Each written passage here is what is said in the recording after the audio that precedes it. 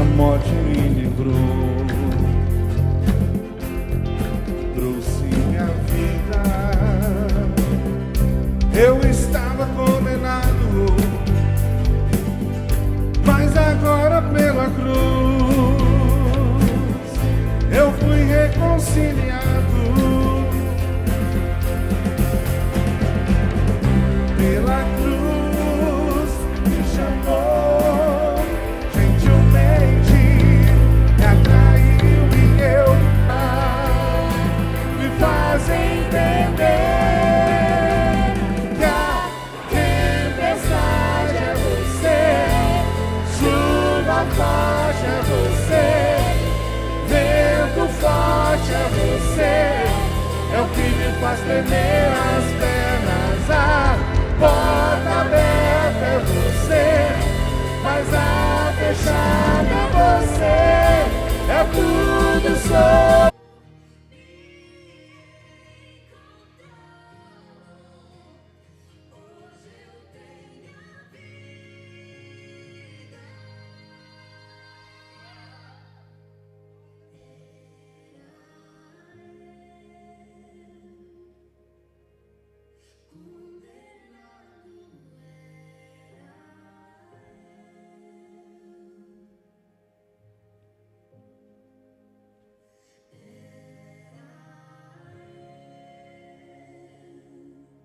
Traído, tomando o pão em suas mãos, tendo dado graças, deu aos seus discípulos, dizendo: este é o meu corpo que é dado por vós. Meu Pai, enquanto o Senhor estava naquela via dolorosa, meu Senhor, quando colocaram aquela coroa de espinhos, ó Pai, quando, meu Deus querido, aquelas chicotadas, e na ponta daquele chicote, um pedaço de metal, um pedaço de osso, furavam as suas santas costas, ó Pai. Cada gota que caía naquele chão, meu Pai amado, era o Senhor declarando: pelas minhas... Escreveu Jesus, segundo escreveu Lucas, perdão, no capítulo 2, a partir do versículo 11, a partir do versículo 11, os que encontraram pode dar um sinal dizendo amém. Verso 11 está escrito: pois na cidade de Davi vos nasceu hoje o Salvador, que é Cristo, o Senhor. E isto vos será por sinal. Repete comigo: e isto vos será por sinal. Perfeito. E isto vos será por sinal: achareis o menino envolto em panos e deitado numa manjedoura. E no mesmo instante apareceu com anjo em uma multidão dos exércitos celestiais, louvando a Deus e dizendo: glória a Deus nas alturas, paz na terra, boa vontade para com os homens. E aconteceu que, ausentando-se deles os anjos para o céu, disseram os pastores uns aos outros: vamos, pois, a Belém, e vejamos isso que aconteceu e que o Senhor nos fez saber. Tome o seu assento e vamos viajar junto nessa revelação. Vira um pouquinho para mim aqui. Vamos lá. Irmãos, é o assunto mais extraordinário da Bíblia. Cristo é o assunto mais extraordinário de toda a Bíblia. Hoje eu quero falar, e amanhã eu quero continuar o que eu vou introduzir hoje. Eu quero poder utilizar os 2 dias, pastor Ricardo, para poder fazer aqui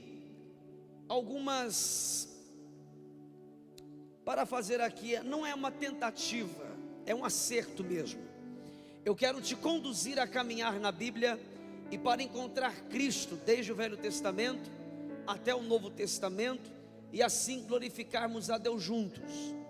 Então eu preciso que você entre comigo na viagem que a gente vai fazer agora, porque é o tema sugestivo do evento e também do dia. E falar de Páscoa não é um assunto desafiador para nós pastores. Porém, a gente acaba entendendo que o sentido festivo desse momento acaba sendo perdido. E com o tempo a gente precisa trazer à memória as coisas que realmente importam. E Cristo é o assunto principal dessa data festiva. E por isso eu quero trazer esse assunto à tona. Então hoje eu quero falar sobre a troca de lugar. Olhe para alguém e diga: a troca de lugar. Preste muita atenção que vamos dividir esse tema em duas. E esta é a primeira parte, e amanhã eu quero concluir o que eu vou introduzir hoje. O texto que você acabou de ler comigo, sendo ele Lucas que escreveu, capítulo 2, está falando acerca do nascimento do Messias, e você já sabe muito bem disso. Mas por detrás desse nascimento, existe algo a mais, que a gente precisa descobrir e dar glória a Deus por isso. Porque não é simplesmente o nascimento do Messias, não é simplesmente o nascimento do Filho de Deus, mas a sua vida e o seu ministério e a sua missão já era anunciada muito antes desse nascimento. E nós precisamos voltar no tempo para saber o que foi dito acerca de Jesus, o que foi dito acerca de Cristo, a fim de entendermos o que está acontecendo em Lucas capítulo 2, quando os anjos glorificam ao Senhor pelo nascimento do menino. Quando o anjo aparece para os pastores na comarca e dão a eles a grande notícia, ou quando o anjo Gabriel, que assiste diante de Deus no trono, vem a Maria e lhe anuncia que ela dará luz ao Salvador do mundo. Existe um contexto por detrás. Por quê? Porque na Bíblia, antes do Novo Testamento, Jesus ele era profetizado. Segundo, ele era esperado. Ele era profetizado e esperado. Ele era profetizado pelo Pai, mas também era esperado por todas as coisas que tiveram a consequência do pecado do homem. Me refiro agora à natureza, aos animais. Tudo que Deus cria teve a sua alteração por causa do pecado do homem. O pecado do homem não é simplesmente o pecado do homem, mas o pecado do homem adultera todas as coisas que Deus cria. Os animais não eram violentos, a natureza não era deturpada, mas tudo seguia uma ordem, tudo seguia um fluir natural. Da forma como Deus criou as coisas, elas funcionavam muito bem. Em Gênesis capítulo 1, o Senhor começa a criar todas as coisas em 6 dias, e no final de cada dia de criação, o Criador avalia aquilo que cria, e no final, a avaliação dele surge com um comentário: viu Deus que era bom o que fez. Primeiro dia, viu Deus que era bom o que fez. Segundo dia, viu Deus que era bom o que fez. E assim sucessivamente. Não havia adulteração nenhuma, não haveria variação alguma. Tudo que Deus fez era perfeito e fluía de forma perfeita. Porém o pecado do homem adulterou todo esse ecossistema. Não é só uma perspectiva de vida, ou o modo como eu enxergo a vida que foi adulterado, mas a vida em si na terra sofreu alteração. Os animais passaram a ser raivosos, plantas passaram a ser venenosas, animais, alguns que rastejam, répteis, passam a ser peçonhentos, e agora tudo é adulterado. A natureza clama para que haja uma restauração. Se você perguntasse para mim, pastor, por que em Romanos capítulo 3, Paulo diz que todos nós estávamos subjugados à ira de Deus, todos estavam debaixo da ira de Deus, e ninguém mais era digno da glória do Senhor, ninguém mais poderia ser participante da presença de Deus. Por que não? É muito simples. Deus se irou com o homem por causa daquilo que ele causou à criação de Deus.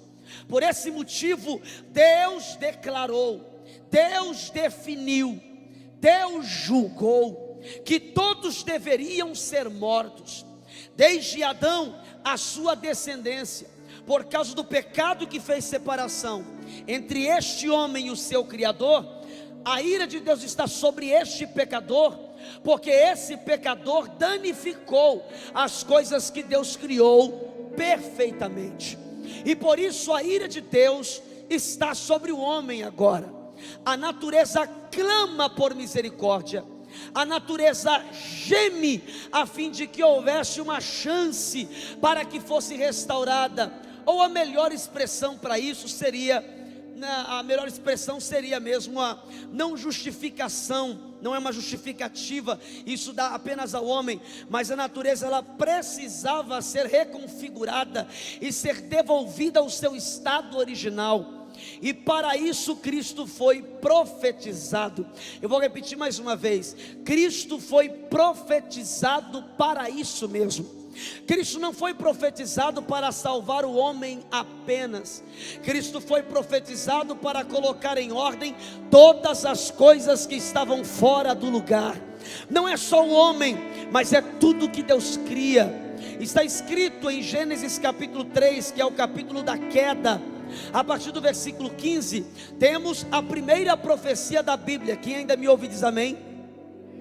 A primeira profecia da Bíblia, Gênesis 3,15.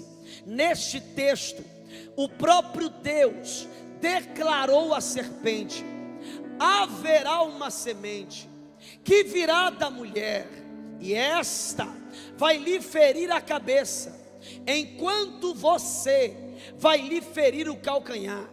Foi a primeira profecia da Bíblia. A semente ali no caso era o próprio Cristo. O texto, pastor Ricardo, é um paradoxo, porque quem entende de biologia sabe que mulher não tem semente. Semente quem tem é o homem. Mas o texto já estava declarando que a mulher daria à luz a um ser sem a ajuda de homem algum. Por isso disse: a semente da mulher, da semente da mulher nascerá aquele que vai lhe ferir a cabeça. E agora é Deus falando com a serpente. A serpente, ela colocou diante do homem uma possibilidade dele flertar entre a dependência de Deus e a independência de Deus, sob a alegação de que ele seria superior a Deus, ou até igual a Deus, caso desobedecesse a Deus e se desligasse dele. Porém, já que a serpente induziu, agora alguém virá puni-la, alguém virá feri-la.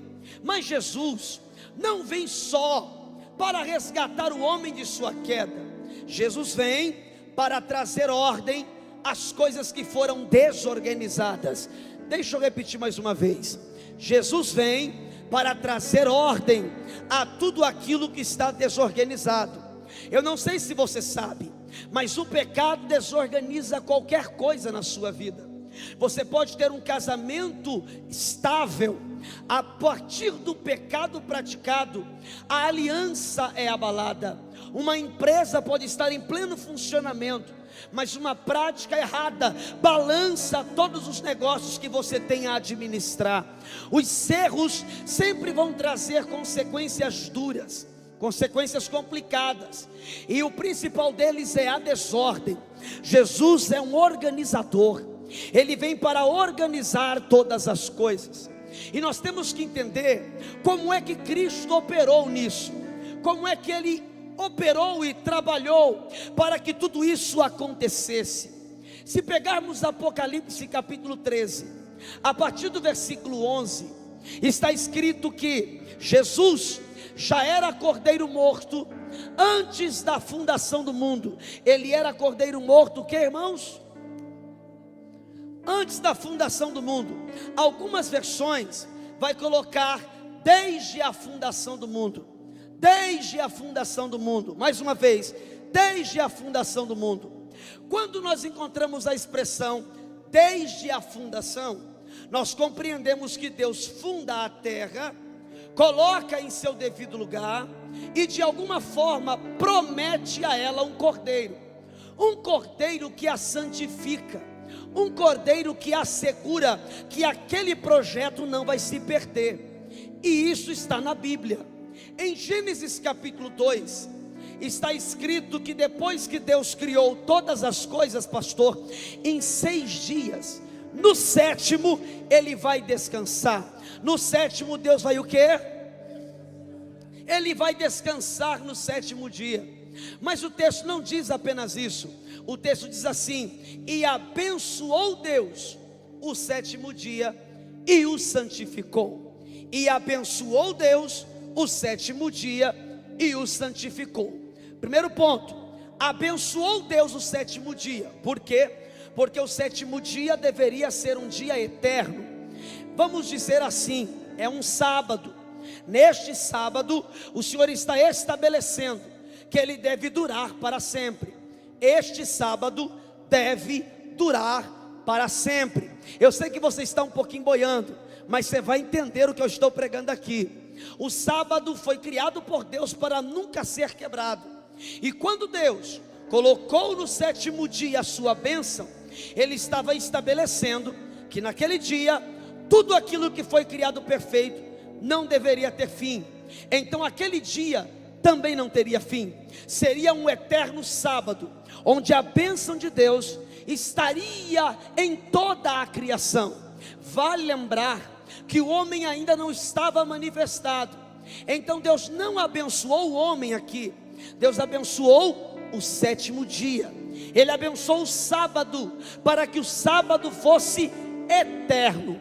Agora tem uma segunda palavra que muda tudo. E santificou Deus o 7º dia. O que é santificação? Só para te dar aqui um conhecimento a mais acerca disso. Santificação não é a mesma coisa que santidade. Mais uma vez, santificação não é a mesma coisa que santidade. E eu sei que a teologia tradicional ensinou a gente que santificação e santidade não tem diferença nenhuma. Elas continuam sendo as mesmas coisas, mas não é. Santificação é um princípio da palavra que envolve ofertas que blindam coisas. Santidade tem a ver com a conduta de um crente que tem o Espírito Santo e gerou nesse crente um caráter santo, que no caso é o caráter do próprio Cristo. E com o poder do Espírito, ele poderá externar esse caráter e ter uma vida de santidade. Então santidade é uma conduta irrepreensível, e uma conduta que represente outra pessoa, Jesus. Santificação, por outro lado, tem base em Levítico capítulo 27, a partir do versículo 1 até o verso 8, que declara que santificação é uma oferta que se entrega a algo que você queira blindar, a algo que você não queira perder, a algo que você não queira que se deteriore ou que não saia de seu domínio. Então, por exemplo, Jó era um empresário. Fala comigo, Jó era um empresário. Jó era o homem mais rico do Oriente. Para quem estuda história, principalmente a bíblica, sabe que na época de Jó, e vale lembrar que ele era contemporâneo de Abraão, ele existia na mesma época, no mesmo tempo, tá? Eles inclusive viviam na mesma terra. Jó morava em Ur dos Caldeus e também Abraão morava em Ur dos Caldeus antes. Eles eram contemporâneos. Se eles se conheciam, eu não sei, não posso responder isso, mas eles viviam na mesma época. Embora o livro de Gênesis está um pouco distante do livro de Jó, não significa que eles tenham distância. Eles eram contemporâneos da mesma época. E diferente de Abraão, Jó era empresário. E ele descobriu, porque ele era servo de Deus, ele descobriu um segredo para se manter rico e próspero. Aqui todo empresário deveria escutar esta palavra. Tem algum empresário em nosso meio aqui, por favor? Dá um sinal com a mão. Tem algum empresário? O irmão é empresário. Quem aqui deseja abrir o próprio negócio, levanta a mão. É pouca gente, né, pastor? Eu vou repetir mais uma vez. Quem aqui desejaria abrir o próprio negócio? Muito bom. Todo empresário precisa saber disso aqui.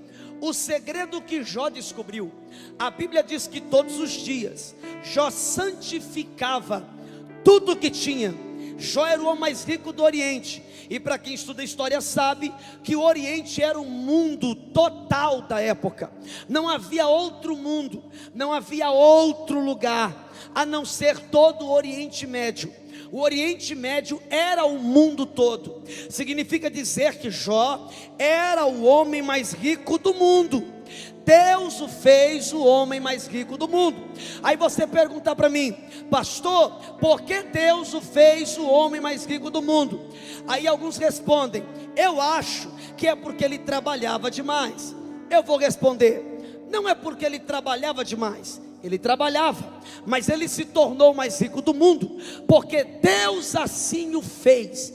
Deus assim o tornou o homem mais rico do mundo, por causa de um princípio praticado.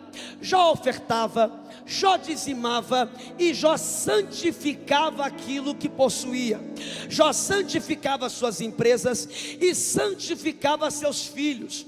Está escrito que toda madrugada ele levantava um altar e colocava uma oferta animal em cima desse altar, pelos seus 10 filhos e por todo o seu negócio. Por isso que quando Satanás foi à presença de Deus, e Deus incita a Satanás a mexer com Jó, não pense você que era Deus querendo punir Jó por algum pecado que ele tem escondido debaixo do tapete. Não é isso, é que Deus queria cumprir um princípio. Que princípio? Se Jó pratica todos os princípios que tenho, eu quero fazer com que ele receba muito mais do que está oferecendo para mim, porque tudo que você coloca no altar, o altar vai te devolver de forma dobrada. Eu vou repetir mais uma vez: tudo que você coloca no altar, o altar vai te devolver de forma dobrada. Quem aprende o caminho do altar nunca vai experimentar a miséria e a escassez. Mais uma vez eu repito, todo aquele que descobre o caminho do altar jamais experimentará a escassez e a miséria, porque está na palavra. Se não tivesse, eu não iria pregar, mas como está na palavra, eu tenho que citar, porque assim disse Davi: eu já fui moço e agora sou velho, mas em toda a minha vida eu nunca vi um justo desamparado e a sua descendência mendigar o pão. Eu vou repetir mais uma vez, para ver se você melhora esse glória. Eu fui moço e agora sou velho. Resumindo, eu tenho toda uma vida, e em toda a minha vida de altar, e em toda a minha vida ofertando, e em toda a minha vida adorando a Deus, eu nunca vi o justo desamparado e os seus filhos, netos, bisnetos e tataranetos mendigarem o pão. Eu tenho uma palavra para liberar para alguém aqui. Levante as mãos. Eu quero liberar algo sobre a tua vida. Se você conhecer o caminho da fidelidade a Deus, no altar você nunca vai pedir nada emprestado. Eu vou repetir mais uma vez: se você conhecer o caminho da fidelidade a Deus, no altar nunca você vai pedir emprestado. Muito pelo contrário, na tua casa vai ter para dar e para emprestar. Na tua casa, no teu celeiro e nos teus negócios, você vai ter para dar e emprestar. Pegue na mão de alguém do teu lado agora, por favor. Pegue na mão de alguém do teu lado e diga para essa pessoa: conheça o caminho da fidelidade, faça negócios com Deus, e você vai ser tão próspero que nada mais você pega emprestado, mas é você que será procurado para dar e também para emprestar. Quem recebe esta palavra, um sinal, eita Deus.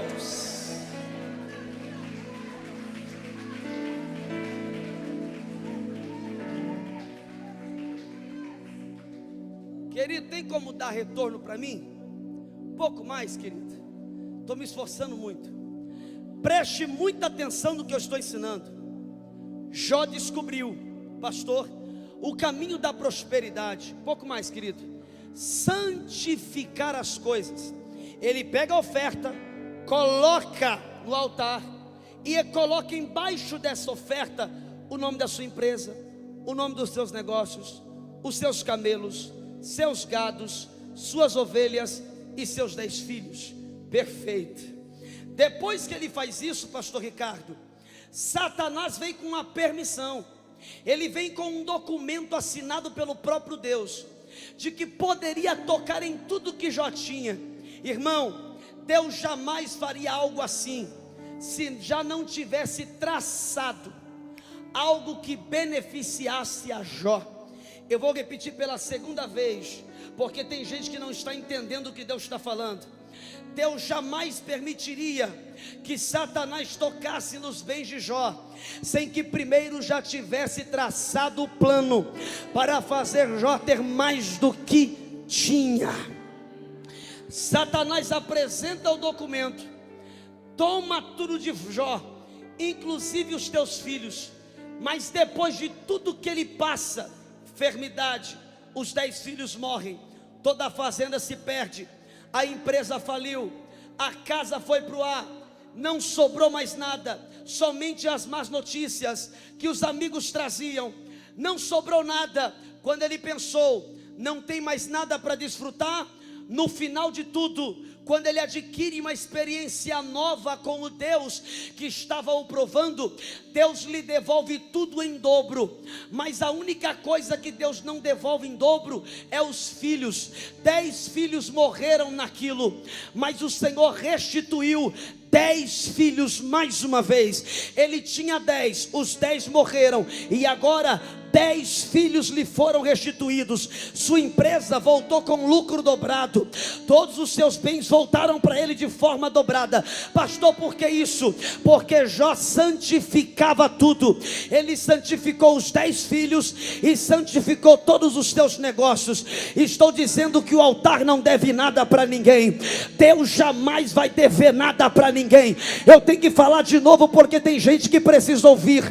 Deus não vai dever nada para ninguém. Pastor, eu acho que Deus está me devendo. Está devendo nada. Você, querido, não serve o altar, não abençoa ninguém, não abençoa a obra de Deus, você não faz nada, você não santifica nada e acha que Deus está lhe devendo. Eu estou dizendo que Deus não deve nada para ninguém. E se você conhecer o caminho do altar, irmão, pode fazer prova. Se Deus não abrir o céu para abençoar a tua vida e transbordar o teu celeiro, então não é sobre ele que eu estou pregando aqui. Eu estou dizendo que os céus estão abertos a todos que descobriram o caminho da fidelidade, porque o céu jamais vai dever coisa alguma para alguém. Estou liberando isso para você, para entender o princípio. E Deus santificou o 7º dia. E Deus o quê? Deus santificou o 7º dia. Você acabou de aprender que santificação é uma preservação. Se você entendesse a doutrina da santificação, um dia eu falo sobre isso aqui, pastor, mas se essa igreja entendesse o princípio da santificação, irmão, você não estaria em tanto pepino como está hoje, em tanto problema que você está hoje. Pastor, o que eu posso santificar? Tudo. Você não pode santificar a sua vida para a salvação, porque Cristo já fez isso em João 17. Eu santifico a mim mesmo para que eles tenham a oportunidade. É o próprio Cristo que se torna a santificação pela salvação, a fim de que os demônios e o diabo não tenham mais domínio sobre você. Ele é a nossa santificação para a salvação. Mas sobre negócios, uma oferta blinda todas as coisas. Você está aqui? Por exemplo, Jesus foi santificado em Lucas 2, quando ele foi apresentado no templo. Está escrito que Maria levou para a apresentação dele 2 rolinhas. Levou, porque era pobre, não tinha muito dinheiro. Levou o que ela podia, mas levou uma oferta. Eu vou falar de novo. Vocês sabiam que em toda apresentação de criança, os pais deveriam apresentar uma oferta pelos seus filhos? Por que isso? Porque quando você santifica um filho, na hora da apresentação, porque isso já era feito, já era praticado, Levíticos 12, na apresentação de criança, tinha que haver uma oferta, porque toda criança que é santificada como oferta, ela é alcançada por 7 tipos de bênção. O que é santificação? É assegurar que aquilo que foi santificado não se perca. Eu vou falar de novo. O que é santificação? É uma garantia que aquilo que foi santificado não se perca. Olha como eu gostaria de falar sobre oferta aqui hoje, irmão, mas não é. Claro que eu vou tocar um pouco no assunto, porque Cristo é uma oferta. E para poder falar de oferta, você tem que falar na origem. Para poder falar de qualquer tipo de oferta, fala da origem. E a origem da oferta é o Cristo que foi dado como oferta. Oferta na Bíblia é para garantir e assegurar que o objeto ou qualquer coisa que a oferta acessou não se perca. Aí vem um monte de pastor que não estudou direito, que não mergulhou direito na Bíblia. No momento de oferta, em alguns lugares, fala assim: irmãos, vamos ofertar. Tem um grupo de pastores que fala assim: irmãos, ofertem, porque nós estamos com um plano de comprar um novo ar-condicionado. Irmãos, ofertem, porque estamos com um plano de comprar novas cadeiras. Irmãos, ofertem, porque nós precisamos pagar o aluguel do mês. Irmãos, ofertem, porque a água atrasou. Irmãos, ofertem, já começou errado. Você está aqui? Acho que nós estamos num seminário de novo. Preste atenção, não é assim. Como está escrito em 1ª carta aos Coríntios 9:6, ninguém deve ofertar por necessidade. Se me for apresentado, ou se for apresentada a você uma necessidade, não é uma oferta que você entrega, é um tzedakah, é uma justiça. Você precisa, eu tenho para poder lhe ajudar. É justiça, é ajuda, é esmola. Mas quando se trata de oferta, estamos falando de um poder de atração. Oferta tem poder de atração. Tem um segundo grupo de pastores que dizem: vamos ofertar a igreja, e oferte por gratidão, oferte porque Deus te deu saúde, oferte porque você pode trabalhar bem, oferte porque você tem um aporte de emprego, oferte porque vocês têm filhos com saúde. Não é assim. Segundo a Bíblia, a única coisa que você entrega por gratidão e reconhecimento é dízimo. Toda oferta tem poder de atração e santificação. Temos que parar com esse negócio que a pessoa tem que ofertar só quando ela estiver grata. Segundo a Bíblia, se oferta por interesse. Vou falar de novo sem medo de errar. Toda vez que você ofertar, você precisa ofertar com interesse. Pastor, com que base você está dizendo isso? Com base na primeira pessoa que ofertou. O próprio Deus ofertou. João 3,16, porque Deus amou o mundo, que deu oferta, que deu oferta, que deu oferta, que deu o seu único filho, para que todo aquele que nele crê, interesse, tenha vida eterna, para que todo aquele que nele crê. Porque Deus oferta o Filho para que tivesse outros filhos, oferta um para que tivesse a muitos.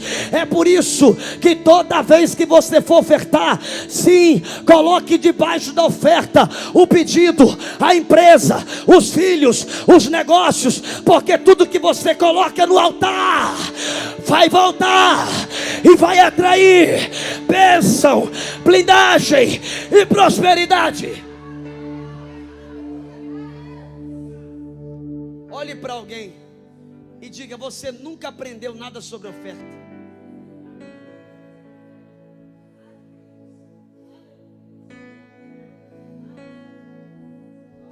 Eu acho que o pastor está pregando isso, que ele vai pedir oferta no final. Não vou não. Tem coisa, pastor, que a gente não precisaria pedir se o povo entendesse. Tem um monte de pastor cansado de chegar na parte da oferta, porque quando começa a falar, a igreja entorta a cara. Aí os pastores vêm para mim e falam assim: eu não aguento mais, pastor, o povo vira cara, o povo fica bravo. Fica bravo porque os pastores não estão tendo capacidade para explicar o que é oferta. Porque se explicar, o pastor precisa pedir não, irmão. O que a igreja precisa? Entendimento do que está fazendo. Só isso. E Deus santificou o sétimo dia. O que é santificar mesmo? Assegurar, garantir que aquilo que foi santificado não se perca. Fala comigo: não se perca. Não é para perder. Por isso que quando, capítulo 3 de Gênesis, a serpente engana a mulher fala e engana o marido. Quando o homem come do fruto e tudo desestabiliza, Satanás pensou: conseguir destruir toda a criação de Deus, deturpar o homem que Deus cria, e agora, ao invés de representar a Deus, ele representa a mim mesmo. E ele será uma extensão de quem sou, de toda maldade, malignidade, todo o caos que eu gero, ele também vai gerar, porque ele agora é como eu. Ele é tão maligno, é tão caído quanto eu. Mal sabia ele que Deus veio na boca, Deus desceu e disse: você acha que ganhou, né? Eu tenho uma palavra para te dar, serpente. Da semente da mulher, da semente da mulher vai nascer aquele que vai ferir a tua cabeça. Olha para cá, vai nascer aquele que vai ferir tua cabeça. As pessoas não sabem que tipo de analogia o próprio Deus está usando aqui. Ferir a cabeça é um termo poético, porque Jesus não vai ferir a cabeça literalmente, porque ferir a cabeça ali é um termo poético para ferir a mente pensante, a mente estratégica. Ou seja, o diabo até aquele momento achava que era mais inteligente que Deus, só porque conseguiu colocar o homem, que é a imagem e semelhança de Deus, agora como inimigo do próprio Deus. Aí ele está se achando inteligente, esperto, que Deus não contava com isso. Mas como Deus é onisciente e ninguém lhe pega de surpresa, ele disse: tu acha que ganhou, não é? Mas vai nascer aquele que vai desbaratinar os seus planos, vai ferir tua estratégia e vai provar que a santificação que eu fiz no sétimo dia garante que tudo que eu criei não vai se perder. Não vai se perder. Pastor, o que você está dizendo? Que Satanás está dominando esse mundo por um curto período de tempo, porque essa terra ainda é de Deus, e a bênção do sétimo dia garantiu que é tudo de Deus.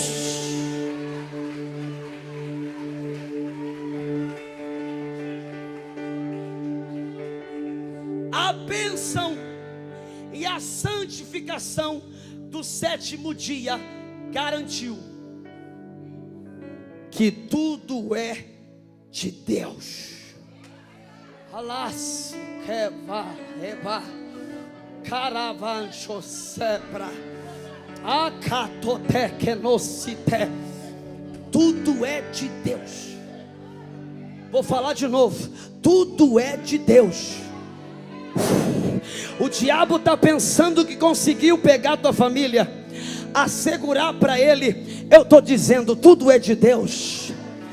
Tudo é de Deus. Vem comigo nessa revelação que eu quero te dar uma palhinha do que vai acontecer amanhã depois. Preste bem atenção. Ele santifica o sétimo dia. Que oferta Deus usou para santificar o sétimo dia? Que oferta? Porque toda santificação precisa ser efetuada com oferta. Se não tiver oferta, essa santificação não funciona. Não é com oração e não é com jejum, é com oferta. Olha para cá, eu nunca me canso de ensinar isso para os meus alunos. Tem coisa que a oração resolve, tem coisa que o jejum resolve, e tem coisa que só um princípio praticado vai resolver. Eu posso falar uma coisa aqui para vocês? Oração não prospera ninguém. Ai, eu acho que você não gostou do que eu falei, e por isso não está falando nada. Então vou repetir: oração não prospera ninguém,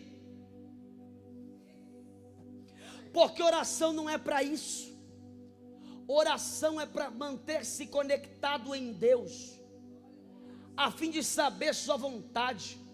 Mas quando se trata de prosperidade e administração de riquezas, só com reconhecimento do Deus do tesouro. No caso, é fazer negócios com Ele, é na base de princípios. O Senhor colocou uma oferta no sétimo dia. E qual é a oferta? Apocalipse 13:8. Está escrito: Cordeiro morto desde a fundação do mundo. Cordeiro morto desde a fundação do mundo. Não pegaram. Cordeiro morto desde a fundação do mundo. Pastor, Jesus não morreu só no Novo Testamento? Ele não morreu só depois. Por que então está na Bíblia que ele morreu desde a fundação do mundo? Porque desde a fundação do mundo estava tudo decretado. Eu já sou oferta por eles, e eu já sou oferta por tudo que Deus criou. Ele já era oferta. Oh meu Deus do céu. Eu vou falar mais uma vez, porque tem pregador que quer sensibilizar a mensagem e acaba pregando coisas que não estão na Bíblia. Por exemplo, Deus estava na terra procurando alguém que fosse o Messias e um Salvador do mundo. Tem até uma canção que fala isso. Deus procurou em Moisés um Messias capaz de libertar o mundo, mas não encontrou porque ele pecou e matou um egípcio. E aí as pessoas começam a citar os heróis da fé, profetas, e todos eles tiveram erros, e por isso que não serviam. Aí de repente, quando Deus estava perdido, coçando a cabeça, porque não sabia quem enviar para poder dar a libertação do povo, aí eles dizem: então Jesus se apresentou e disse: eis-me aqui, envia-me a mim, porque eu sou o plano emergencial. Já que ninguém mais coube, já que ninguém mais pôde preencher o requisito de ser Salvador, Jesus se apresenta. Está errado. Jesus não é plano B, plano C, plano E, plano F. Ele não é plano de emergência. Ele sempre foi o plano A. Deus não estava procurando ninguém na terra para ser Messias, porque o Messias estava escondido em Deus desde a fundação do mundo. Ah, meu Deus do céu, desde a fundação do mundo ele já estava escondido em Deus e pronto para redimir todas as coisas. Olha para cá. Nesse tempo em que Jesus é profetizado, só é profetizado porque desde a fundação do mundo ele é a solução de todas as coisas criadas. Olha para cá. Jesus é a solução de todas as coisas criadas. E nisto consiste os 3 tempos em que ele foi revelado. Primeiro, existem 3 dispensações na Bíblia. Quantas? 3. Alguns pregadores se equivocam e dizem: há 7 dispensações na Bíblia. Estão errados. Não existe 7 dispensações na Bíblia. Existem 3 dispensações na Bíblia, e a teologia constrói 7 dispensações. 3 dispensações estão na carta de Paulo aos Efésios. Pastor, o que é dispensação? Dispensação vem do termo grego economia. É Deus administrando o tempo para fazer valer a sua palavra. Deus administra o tempo, Ele organiza o tempo e preserva a profecia, a palavra no tempo. Pastor, por que tudo aquilo que Deus fala jamais vai cair por terra? Porque Deus administra o tempo, preservando a profecia no tempo. É muito profundo o que eu falei e você não entendeu. Eu vou de novo, preste bem atenção. Deus jamais permitirá que a sua palavra caia por terra, porque é Deus que está no controle do tempo, da fala e do cumprimento do que disse. Se o tempo está na mão de Deus, significa dizer que tentando o diabo ou não tentando o diabo, tentando quem gosta da gente ou não tentando quem gosta da gente, tentando quem não gosta ou não tentando quem não gosta, impedir o que Deus disse que vai acontecer, porque os homens, os demônios, o diabo pode tentar de tudo, mas poder sobre o tempo eles não têm. Se eles não têm poder sobre o tempo, significa também que eles não têm poder de se apropriar da profecia e deteriorá-la. Eu estou dizendo que se Deus está no controle do tempo, tudo que Ele disse ao teu respeito, a respeito da tua família, a respeito do teu casamento, dos teus filhos, não cairá por terra. E eu tomo mais uma vez a palavra de Deus dita na boca de Jeremias: eu sou o Senhor que falo e velo pela minha palavra para fazê-la cumprir. Deus é Senhor do tempo. Dispensações. Na teologia temos 7. Quantas eu disse? 7. Temos a dispensação: inocência, consciência, governo humano, patriarcal, lei, graça, plenitude dos tempos. 7. Na Bíblia, 3: mistério, graça, plenitude dos tempos. O que é a plenitude do mistério? Isso aqui é muito forte. Irmão, olha para alguém e diga: a partir desse momento, é para falar com vontade de falar, a partir desse momento, vai ficar muito forte esse ambiente. Agora diga: enquanto o pastor prega, glorifique a palavra. Mais uma vez, enquanto o pastor prega, glorifique a palavra. Irmão, você não faz ideia do que está acontecendo aqui, mas se você glorificar a palavra, tu volta para casa hoje e você vai ver algo diferente lá dentro. Só escute. O que é a dispensação do mistério? Dispensação do mistério é uma administração de Deus ao tempo, em que Ele está escondendo de todos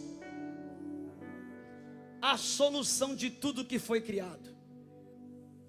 Dispensação do mistério é eternidade passada e eternidade presente, e o Filho de Deus escondido no seio do Pai, e ninguém sabia da sua existência.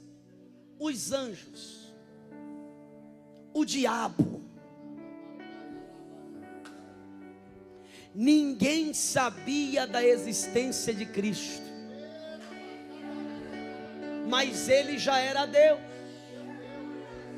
já estava lá desde o princípio, mas ninguém o via,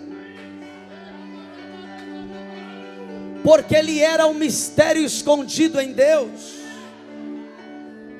Então, quando o diabo pensou que tinha vencido, ele não contava com o elemento surpresa de Deus.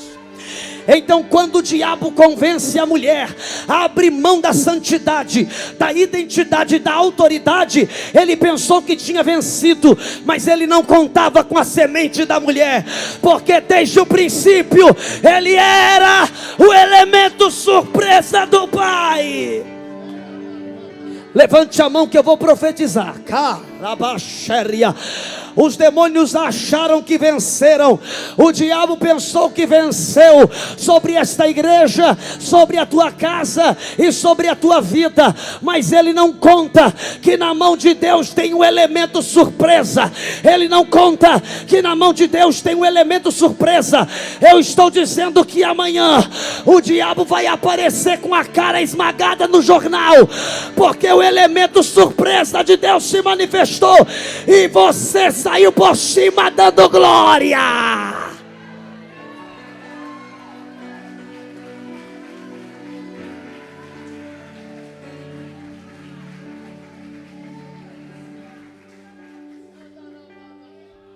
Quem está sentindo essa glória aqui dentro? Preste atenção. Na dispensação do mistério, Jesus era o mistério. E ninguém sabia da sua existência, absolutamente ninguém. Porém, nessa dispensação, ele estava sendo revelado, mas não era percebido.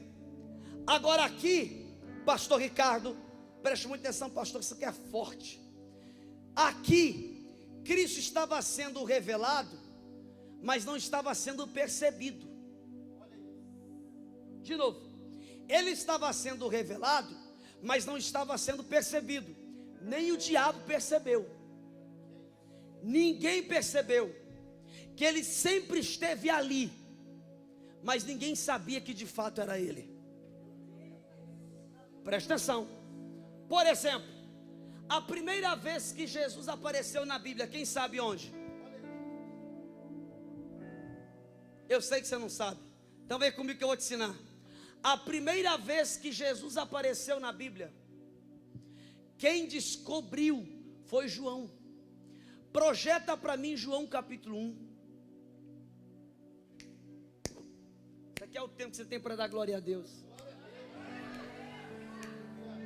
João capítulo 1. Olha o mistério sendo revelado.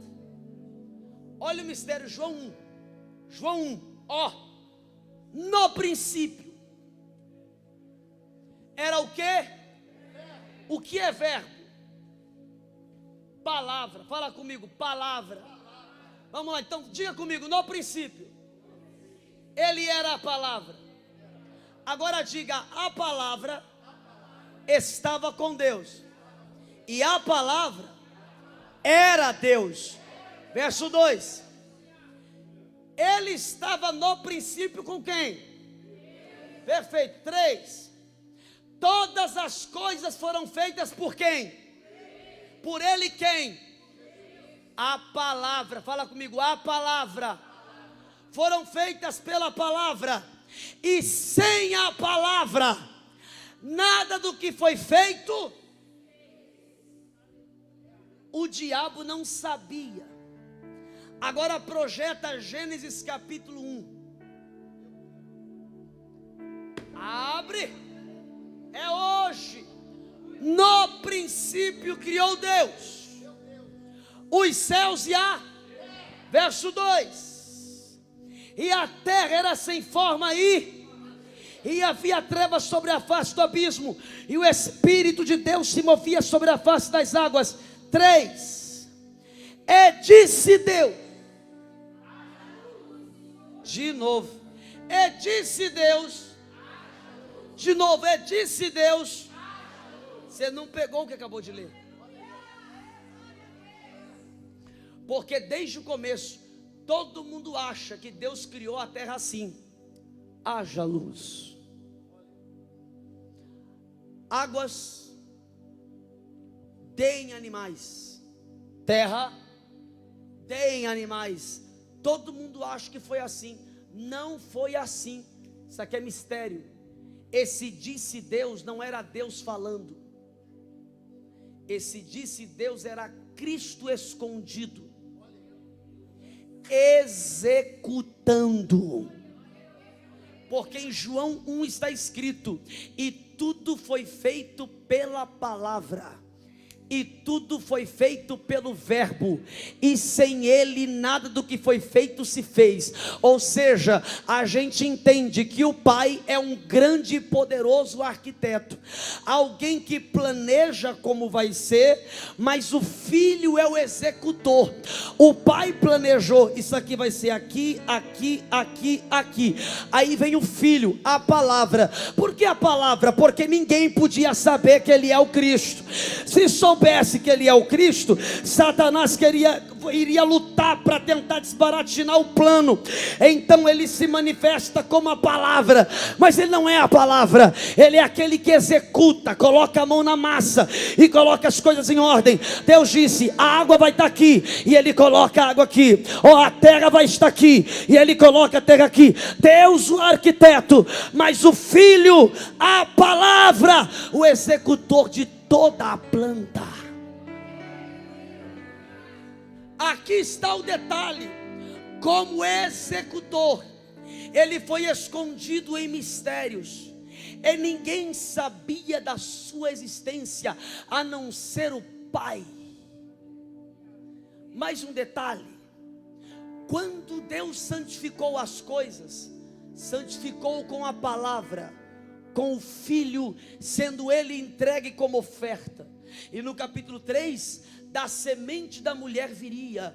Era Deus profetizando, mas também confundindo, porque Deus estava profetizando algo real, mas confundindo a Satanás.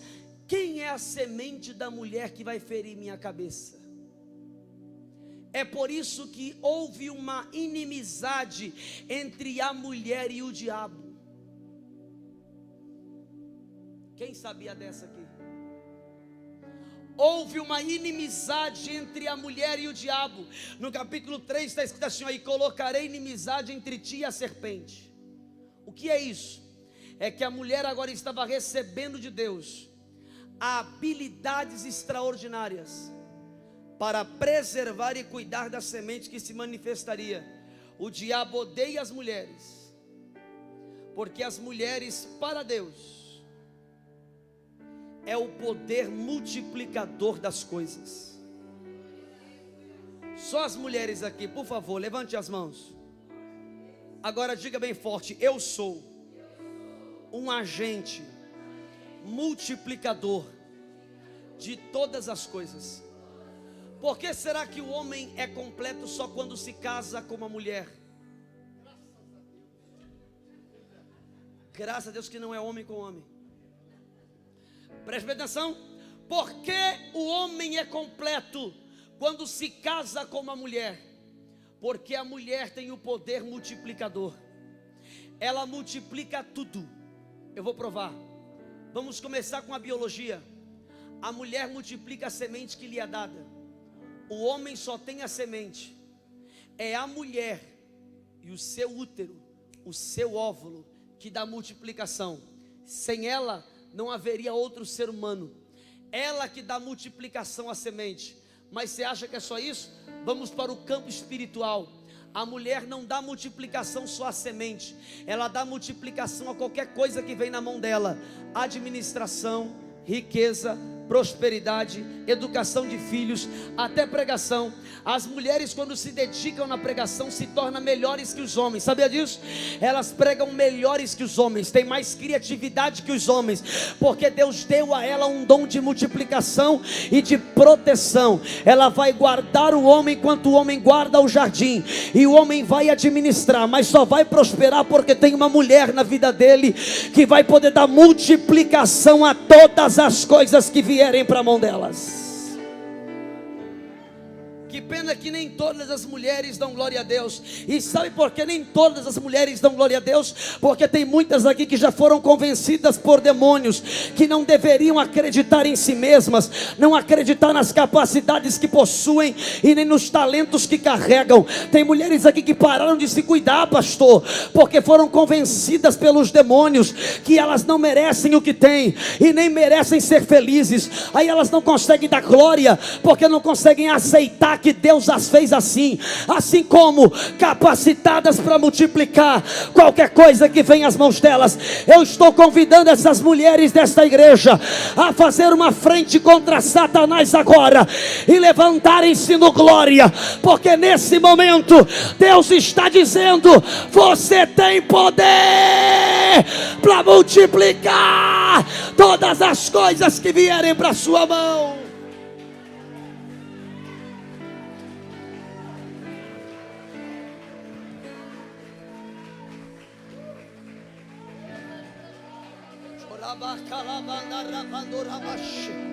Eu quero convidar agora as mulheres a olhar uma para outra, por favor. Uma mulher olhar para outra e diga para ela: se olhe no espelho de novo. Não diga mais uma vez, se olhe no espelho de novo. Pode ser que ontem você não tenha gostado do que viu, porque a sua cosmovisão foi moldada por demônios, pessimismo, destruição, dores emocionais. Agora diga para ela: olha de novo no espelho, porque a partir de agora Deus vai trocar os teus olhos e você vai se ver como Deus te enxerga. E você vai se ver como Deus te enxerga. Eu estou profetizando que a depressão vai cair hoje. Eu estou dizendo que a ansiedade vai cair hoje. Eu estou dizendo que o mau cuidado vai cair hoje. Mas que um exército de mulheres que vai colocar demônio para correr estão se levantando agora.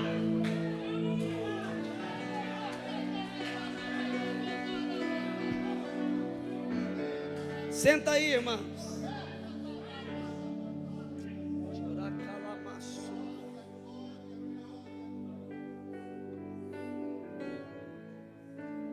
Preste atenção nisso. Na dispensação do mistério, ele estava escondido em quem? Fala comigo. Jesus estava escondido no Pai. Por isso que ele, escondido no Pai, ele era a palavra. Porque é assim que ele precisava ser conhecido, a palavra. Ninguém saberia que era ele. Então aquele haja luz ali, quem tu acha que é?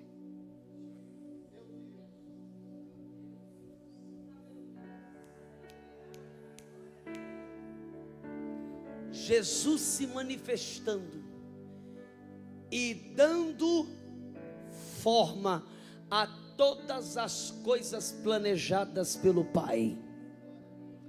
Não pegou o que eu disse? É Jesus quem vai dar forma para toda a profecia liberada sobre você.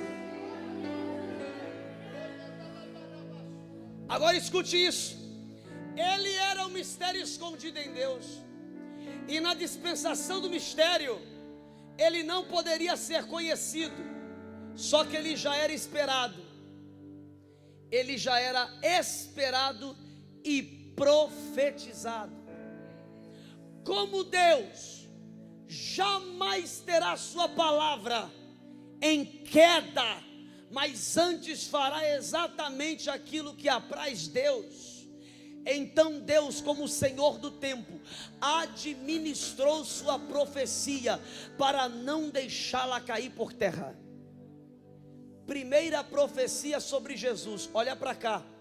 Primeira profecia sobre Jesus: e da semente da mulher nascerá aquele que ferirá sua cabeça. Cabeça pensante, que ferirá seu plano, seu projeto e sua estratégia. Agora, segunda profecia que Deus liberou na Bíblia sobre Jesus, veio de forma mais escondida ainda. O irmão, olha como é escondido. Primeira coisa, ele é a palavra. Deus disse. Esse disse é o próprio Jesus. Como é que alguém vai saber que é o próprio Jesus? Segundo, a semente da mulher vai ferir a cabeça dele. Como assim? Mulher não tem semente. Mistério escondido. Terceiro, Deus então disse: Adão teve um filho chamado Caim. Teve qual? Teve um filho chamado Caim. Caim como sendo primogênito. Abel vem logo depois. Caim mata seu irmão Abel por causa de um culto frustrado. Depois de matar, o próprio Deus desce e diz: Caim, onde está o seu irmão? Ele diz: acaso sou eu guardião do meu irmão? Não sei onde ele está. Aí ele disse: eu sei que você fez alguma coisa com teu irmão, porque o sangue dele está clamando a mim desde a terra. Então Caim respondeu: então já que o senhor sabe o que eu fiz, então eu vou sair da sua presença, vou ser vagabundo e errante na terra, e há de ser que o primeiro que me encontrar me matará. Gênesis 4. O que é isso que ele está sentindo? Culpa. Fala comigo, culpa. Não, fala forte, fala culpa. Porque todo aquele que se sente culpado quer sair do lugar aonde ele cometeu o erro. Primeiro ponto. Segundo, vai sair sem saber para onde vai. Terceiro, sempre vai querer que sobre ele recaia a mesma consequência que ele fez. Eu vou repetir de novo. Todo crente que se sente culpado, primeira coisa que eles fazem quando não são curados, quando não se arrependem, sai da igreja. Eu vou falar. Eu já falei uma vez e não vou. Eu já falei uma vez, saí lá no meu Facebook. Eu disse: todo desviado é um infiel, não é vítima. Vou repetir de novo. Todo desviado é um infiel. E tem crente que quer ser advogado de desviado. Advogado, como assim, pastor? Ele vem e diz: pare de acusar, não julgue para não ser julgado. Talvez ele saiu porque ele foi ferido por irmãos, ferido por pastores, feridos por isso, por aquilo, por A, por B, e todo mundo tem uma justificativa para sair de Deus. Já percebeu? Não adianta argumentar. Todo desviado é infiel. Se fosse fiel, entenderia. Homens frustram, Deus jamais. Se fosse fiel, entenderia. Pastor até está lutando para ser melhor do que você, para ministrar sua vida, mas de vez em quando a gente vai errar, vai falar coisas fora da hora, vai magoar teu coração, e nem por isso deixamos de ser eficazes na obra. Mas tem gente que precisa entender: homens podem quebrar pactos, homens podem quebrar aliança, homens podem quebrar a palavra, mas Deus jamais quebrará pactos, Deus jamais quebrará aliança, e Deus jamais quebrará a sua palavra. Todo desviado é infiel. É infiel porque decidiu ficar com seus pecados do que confessá-los e ficar com Deus. Não está na Bíblia que Caim confessou o pecado. Está na Bíblia que Deus disse: eu sei que tu fez. O sangue dele está clamando. Ou seja, se o sangue está clamando é porque ele morreu. O que tu fez? Ah, é? Culpa. Não vou admitir, não vou me arrepender, não vou confessar, mas vou sair da sua presença. Vou falar de novo. Vou sair da sua presença. Quem sai é infiel, e todo infiel tem culpa, e a culpa o leva a sair. Primeiro, sairei da sua presença. Segundo, serei vagabundo e errante, ou seja, não sei para onde vou para qualquer lugar. Terceiro, e há de ser que aquele que me encontrar me ache e me mate. Aquele que me encontrar me matará, porque se ele acha, ou melhor, se ele matou o seu irmão, ele acha que merece a mesma punição. Aí Deus disse assim: olha para cá, crente, que isso aqui não é para qualquer pessoa. Aí o próprio Deus olha para ele e diz assim: de jeito nenhum. Tu quer sair? Pode sair. Tu quer ser vagabundo errante? Pode ir. Agora matar, ninguém vai te matar não, garoto. Eu vou colocar uma marca minha em você, e vou te blindar da morte. Aí alguns dizem: Deus teve clemência de Caim. Porque Abel tinha um ministério, e o seu irmão o matou sem causa. Quando ele interrompeu o ministério de Abel, Deus transferiu a responsabilidade que era de Abel para Caim. Morrer, você não morre, tu vai ficar vivo para fazer o que o teu irmão deveria fazer se estivesse vivo. Fala comigo, Deus jamais vai deixar a palavra cair por terra. Peraí, pastor, que palavra? A palavra do Filho. Como Jesus não pode cair por terra como profecia, então Deus preserva Caim para preservar a profecia. Diga bem forte comigo, pastor. Prova. Caim saiu da presença de Deus e casou-se com uma mulher que era uma de suas irmãs. Casou-se com uma mulher e teve com ela um filho, e o nome dele era Enoque. Este Enoque não é o Enoque que andou com Deus 365 anos, tá? É o primeiro Enoque da Bíblia, filho de Caim. Com esta mulher ele teve Enoque. Depois de Enoque, Enoque se casa e dá à luz a um filho chamado Irade. Irade se casa e sua mulher dá luz a um filho, da qual eles chamaram Meujael. Meujael cresce, se casa, e a sua mulher dá luz a um filho chamado Metusalém, ou Metusael, perdão. Metusael se casa quando cresce, e a sua mulher dá luz a um filho chamado Lameque.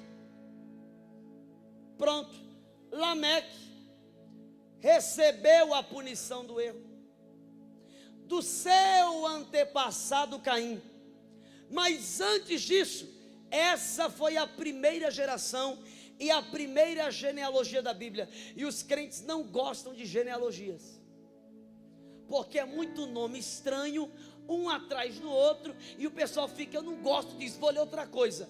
Agora preste bem atenção, olha como Deus escondeu Cristo em cada situação e em cada tempo. A palavra, preste bem atenção, a palavra Adão, pai de Caim, vem da expressão hebraica Adam, que significa humanidade. Caim, no hebraico, significa aquisição, possessão, ferreiro ou lança. Enoque, que é um descendente de Caim, significa instruído, ensino, dedicado, consagrado. Irade, que é um descendente de Enoque, significa fugaz, rápido, veloz. Meujael, que é um descendente de Irade, significa ferido por Deus. Metusael, que é um descendente de Meujael, significa aquele que é de Deus. Lameque significa cair de posição, oprimido, pobre, ausente de esperança. Olha como Deus usou a geração de Caim para formar uma nova profecia. Pegue todos os nomes, cola um no outro e os seus significados, e uma frase vai surgir. Qual é a frase? O homem feriu com a lança aquele que foi consagrado rapidamente. Ferido por Deus, aquele que é de Deus foi oprimido.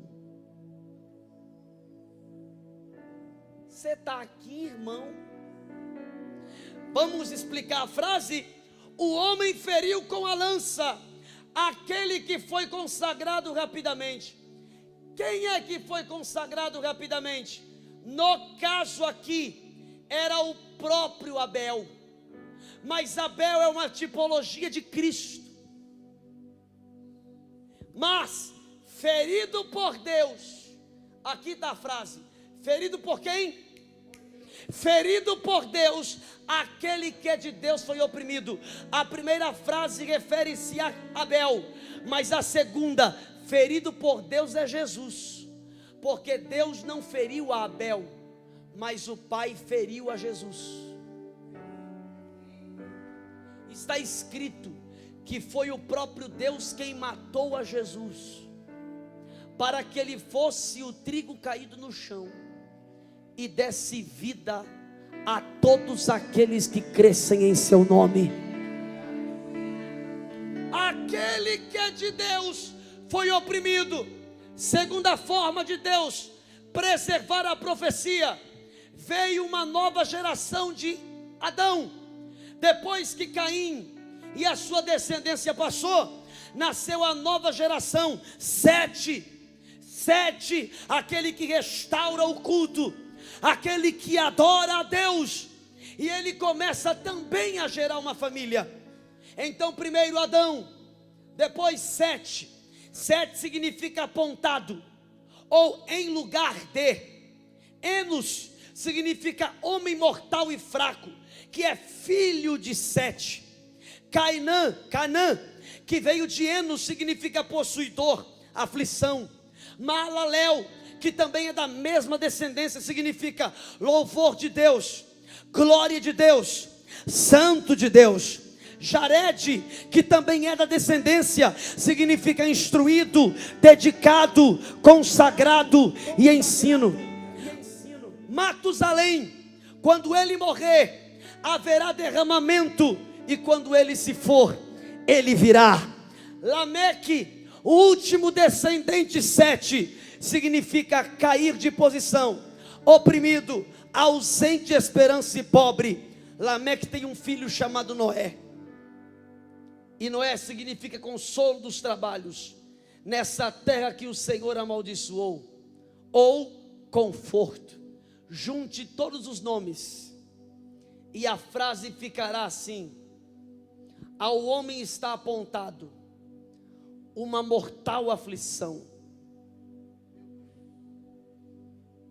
mas o santo Deus descerá ensinando que a sua morte trará ao ausente de esperança alívio e conforto. Vocês pegaram isso? Vocês pegaram isso? O que é isso? Deus preservando a profecia, para que Cristo se manifestasse, só que mais uma vez, em mistérios. Pastor, que horas são? Vê para mim. Vê para mim. Eu vou deixar para amanhã. 9 horas. Até que hora eu posso ir? Ah, tá gostoso, pastor? Quem está gostando diz amém? Então preste atenção. Agora, Cristo está dentro da genealogia, e é uma profecia oculta. O diabo não vê, só que Deus preservou a Caim, só para manter viva a profecia. Gente, Caim é alguém mau, alguém que agiu de forma errada, alguém que pecou e não se arrependeu. Não tem problema, Deus está usando tudo em favor do bem. Que bem? O Cristo a ser manifestado. Outro ponto, Deus estava preservando a profecia. Quarta forma de Deus preservar a profecia: gerando um semita, descendente de Noé, e de seu filho Sem, Abraão. E Abraão se tornou pai de nações. De Abraão veio Isaac, de Isaac veio Jacó, de Jacó vieram 12 filhos, que se originou em 12 tribos. Dessas 12 tribos, Deus estava declarando que do meio deles o ungido se manifestaria. Eu vou repetir de novo: o ungido sairia de dentro de uma dessas tribos. No caso, a tribo de Judá.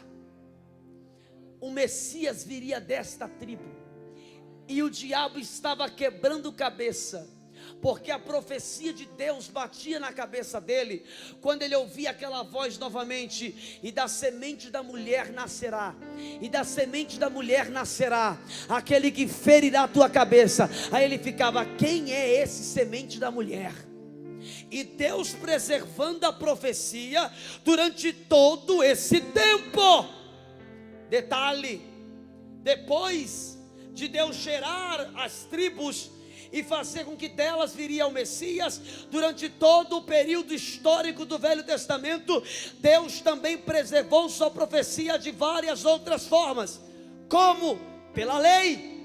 Moisés, depois que tirou o povo de Israel, que estava escravo do Egito, e os levou até o monte Sinai de Deus, Deus disse: Moisés, sobe aqui, e eu vou te dar um negócio.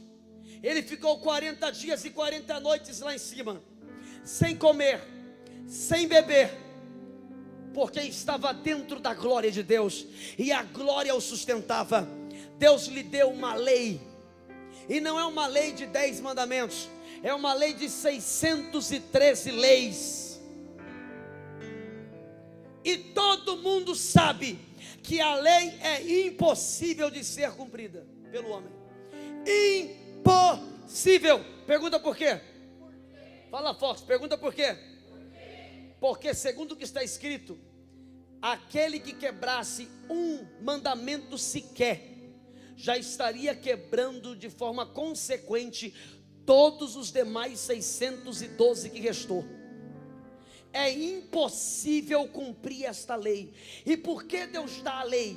Deus dá a lei para que o homem saiba que ela não foi dada para que o homem a cumprisse.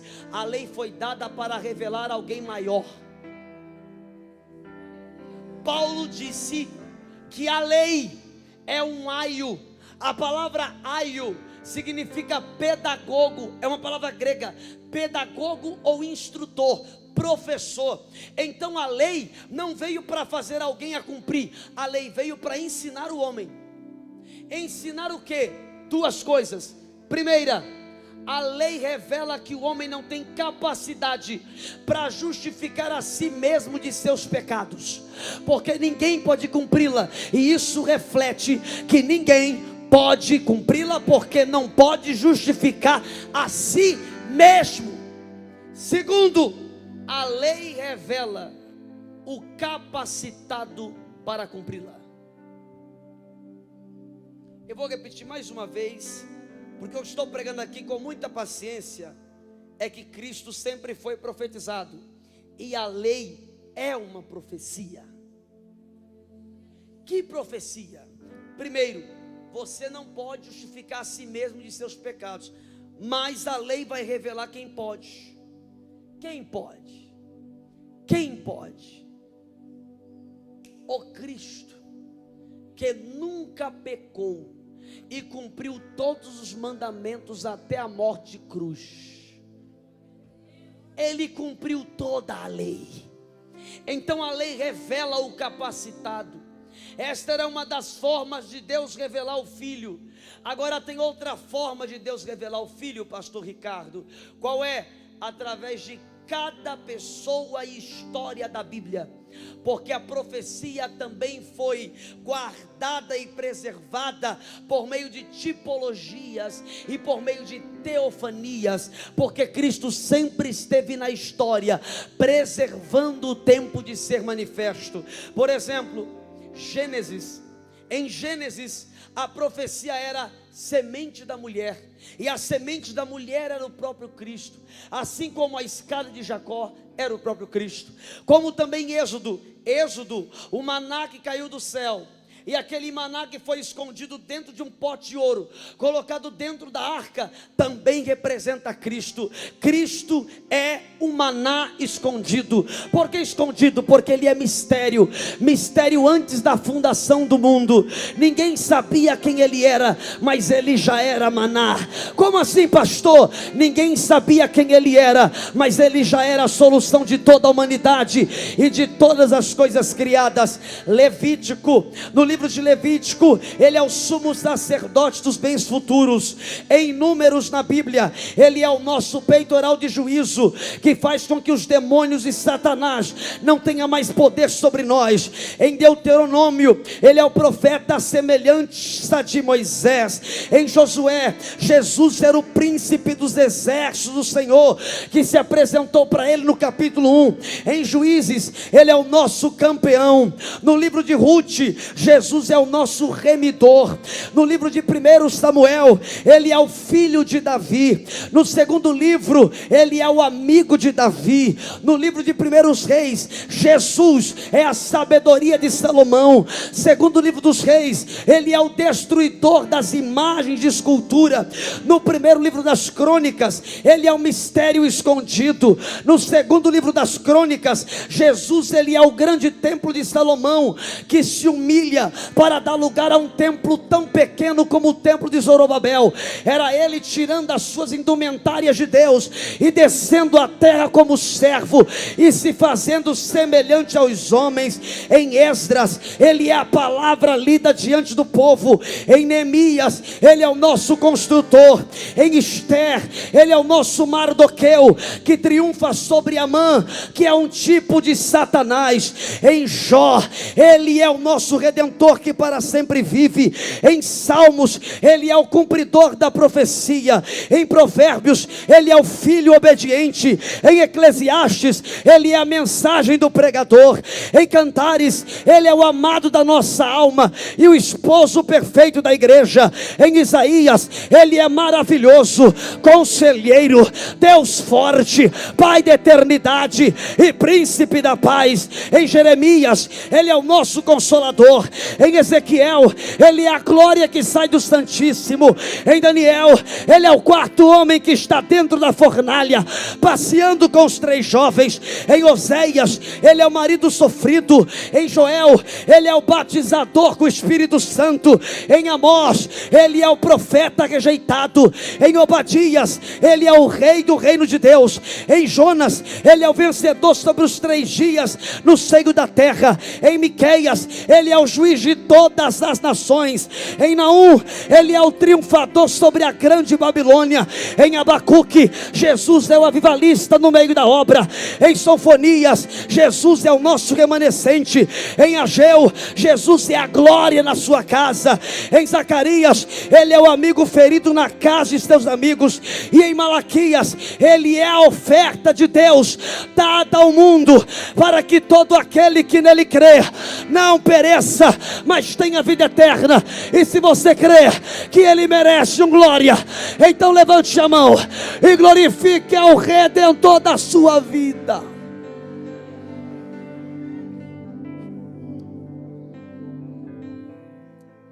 O Velho Testamento inteiro é ele sendo preservado para ser manifestado até o dia. E aqui eu quero concluir a primeira parte. Eu quero que você venha amanhã, porque amanhã eu vou contar o mistério da crucificação como você nunca ouviu na sua vida. Vou falar de novo isso aqui. Eu não estou aqui fazendo propaganda. Eu estou falando de uma coisa que eu sei exatamente o que é. E eu vou te contar sobre o mistério da crucificação como você nunca ouviu em toda a sua vida. Eu vou dizer uma coisa: você não sabe o que realmente aconteceu na crucificação. Escute isso. Então acaba, pastora, esse período de profecia. Uma menina de 13 anos, na casa de seus pais, prometida em casamento para um homem chamado José. Dentro do quarto, um anjo aparece. Eu sou Gabriel, que assisto diante de Deus. Sou mensageiro dele. E eu venho com uma notícia. Quantos anos ela tinha? Quantos anos ela tinha? 13. E o anjo diz: eis que ficarás grávida.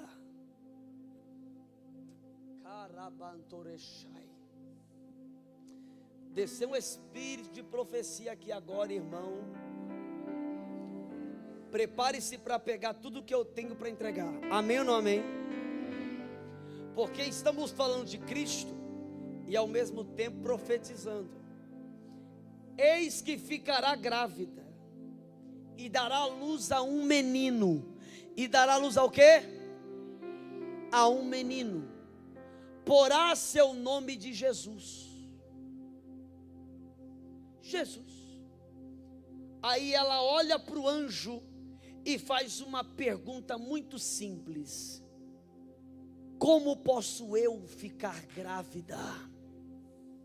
Calabrasúria. Como posso eu ficar grávida se eu não me deitei com homem nenhum? O anjo responde e segura essa: o que virá de ti virá do Espírito Santo. Eu vou repetir: o que virá de ti não virá de homem nenhum, virá do Espírito Santo.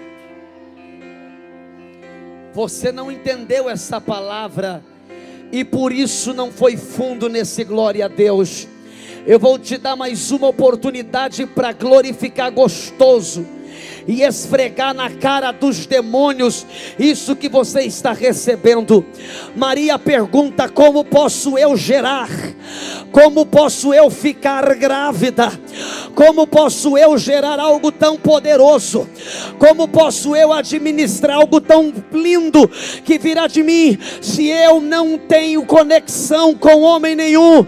Aí o anjo responde: não fique preocupada com isso, porque aquilo que está sendo gerado em você é do Espírito Santo. Pastor, eu não entendi o que é isso. Eu estou dizendo que aquilo que virá de você, o projeto de Deus que está dentro de você, não virá de homem nenhum. Tem gente achando que precisa de conexões e aliança de homens para fazer projeto de Deus acontecer. Aqui vai uma palavra: o que está sendo gerado em ti é do Espírito Santo.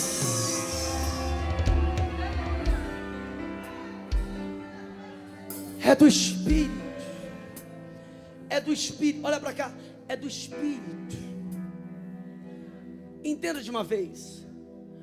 A gente está contando com os homens. Lamandarassúria. Nós estamos contando com os homens para que através deles as coisas extraordinárias em nós aconteçam. Quando na verdade aquilo que vai nascer de você é do Espírito. Eu tenho que repetir de novo: o que vai nascer de você ninguém vai explicar. Olha para cá, eu estou encerrando agora. Olha para cá, presta atenção. Maria recebeu esse comunicado do anjo, e o anjo disse: o que vai nascer de você é do Espírito. Irmão, ela ficou grávida mesmo. 13 anos, grávida, sem a intervenção de um homem sequer. Ainda virgem, grávida. E agora, o que vão dizer dela? Vou falar de novo. E agora, o que vão dizer dela? Menina problemática. Traiu o homem que estava prometido a ela. Menina problemática. Se meteu em problema grave.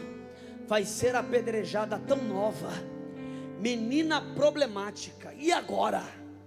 José ficou sabendo.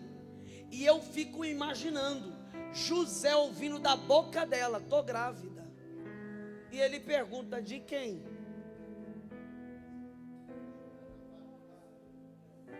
Do Espírito Santo. Como é que é o negócio?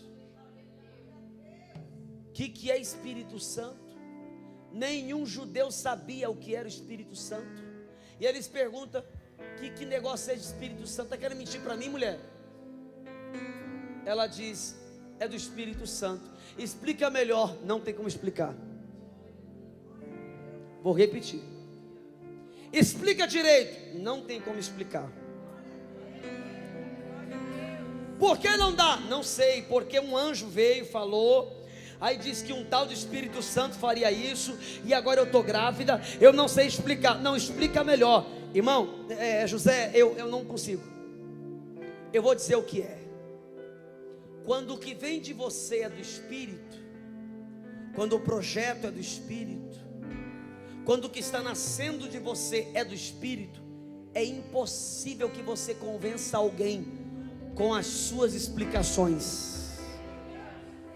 Porque quando você tentar explicar como é que isso veio a acontecer, você vai tentar explicar e infelizmente eles se voltarão contra você por incapacidade de compreender o que está acontecendo.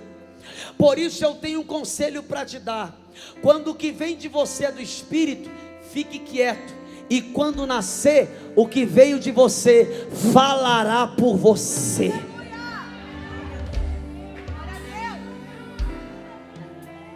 Aprenda isso, aprenda isso.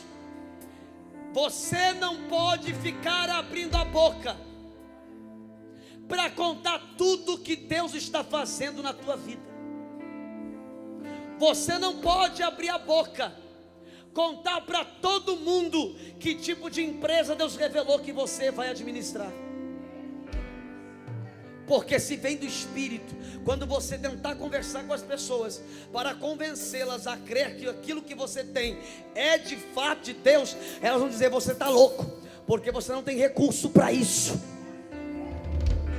Você não tem capacidade, patrocínio, apadrinhamento para administrar tudo isso. É por isso que Deus está mandando Maria ficar quieta. Maria, fica quieta. Pergunta por quê? Fala com vontade. Pergunta por quê?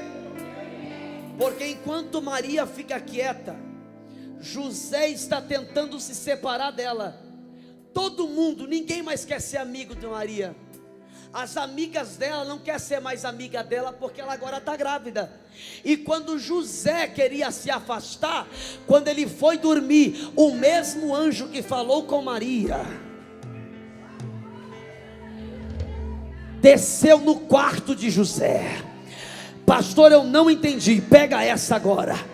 Lá estava José: eu vou me separar amanhã, eu vou embora amanhã e vou em segredo para protegê-la, para que ela não seja apedrejada. Eu vou em segredo. Quando ele pensou em ir embora, o anjo disse: olá, José, eu sou o anjo que falou com a tua prometida, e não temas continuar com ela. Eu vou falar de novo. E não temas continuar com ela, porque ela te falou a verdade. O que vem através dela é do Espírito Santo mesmo, e ela está grávida do Salvador. Pastor, o que é isso que você está me dizendo? Tem muita gente que depois que você fica grávido espiritualmente de um grande projeto, não vai acreditar em você, e por isso que vão desfazer a amizade, vão cortar os laços com você. Mas sempre terá um José que, quando não entender nada que está acontecendo contigo, Deus vai descer aonde ele estiver e vai dar a mesma revelação que deu para você. Porque quando ninguém acreditar em você, Deus levantará alguém com a mesma revelação para ser companhia na sua vida. Olhe para alguém do seu lado e diga: sempre haverá um José que vai ter a mesma revelação que você. Agora dá outro conselho para essa pessoa e diga: sai fora de toda aliança que não tem a mesma revelação que você. José tem a mesma revelação que Maria, e por isso ele não vai se aproveitar dela. Por isso ele jamais vai se aproveitar dela. Pelo contrário, vai protegê-la, vai cuidar dela. E quando ela pensou que só havia José no mundo para crer naquilo que ela carrega, ela saiu de onde estava e foi até a casa de uma mulher mais velha, parente dela. Ela sobe na casa de Isabel, pastor Ricardo, porque é sempre assim. Quem não acredita naquilo que o Espírito está construindo em nós é maioria.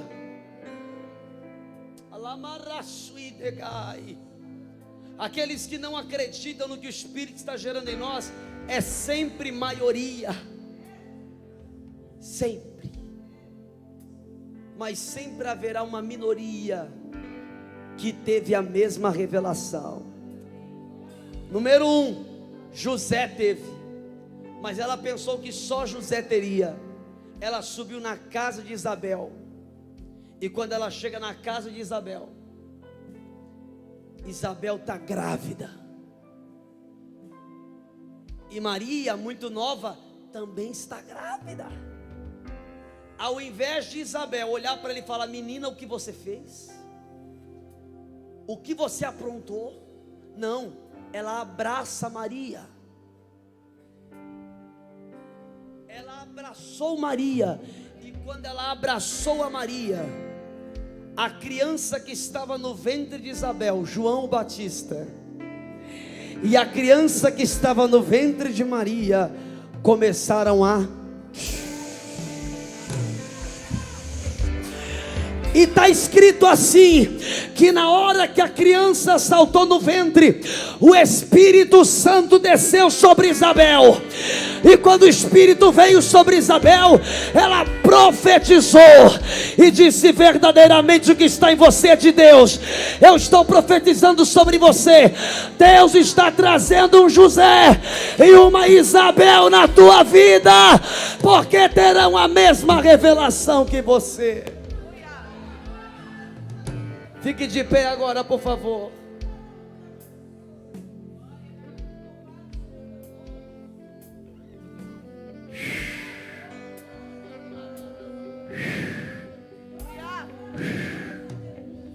Amanhã eu vou entregar um dos maiores segredos aqui, irmãos. Vai ser muito forte o que vai acontecer amanhã. Mas hoje o manto é esse. Qual é o manto de hoje? Alacanto, Revassuri, Bedegai. O que está nascendo de ti é do Espírito Santo. O ministério é do Espírito Santo. Eu sei que no meio do caminho você será tentado a desistir daquilo que Deus está construindo em você. Seja inteligente e preserve o que Deus está gerando em você, porque muitos não irão acreditar naquilo que você carrega. Mas aprenda de uma vez: o número de descrenças não põe em descredibilidade o que Deus está gerando em você. O que Ele está gerando em você é real e verdadeiro, independente do que estão falando por aí. Estão falando que o que vem de você não é de Deus e não é do Espírito Santo. Eu tenho uma palavra contrária a deles. O que vem de você é de Deus e por isso não é compreendido. Mas já que você não pode defender a si mesmo diante das contrariedades, então quando o fruto de Deus nascer de você, Ele vai falar por você, e você não tem capacidade para se advogar, mas aquilo que vai nascer de você já é uma justificação de tudo que Deus está construindo em você. Eles irão cantar, e eu faço uma chamada de altar agora. Aqueles que foram tocados por Deus e começaram a saber que o que vem de ti é de Deus, vem para o altar agora e toca no altar, e vem receber aqui agora uma dose de ânimo para continuar andando. Toca no altar e receba uma dose de ânimo para continuar caminhando mais algumas milhas. Ele abriu mão de sua glória, sangrou no madeiro por mim, me conectou, salvou e curou. Toca nesse altar.